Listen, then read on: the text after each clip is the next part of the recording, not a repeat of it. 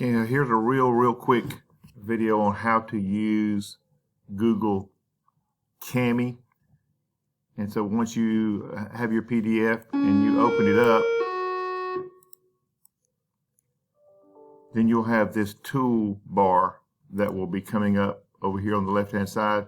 So you can click on text box, and then I can click anywhere in here and add any kind of text I want to.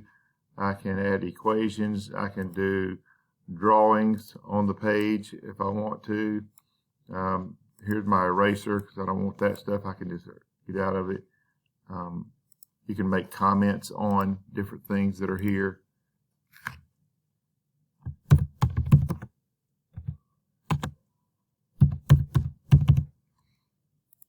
And that's all there. So this is just how you use, and they can add text to the place. So if you have a test or something in here and you want them to write over the top of it and fill in the blank, they can do that with using this part of the Cami. The important thing is making sure you look at the next video, which will show you how to turn that in, because if you don't have a paid subscription, you could not turn it in, but there is a way to do that. So take a look at both of these.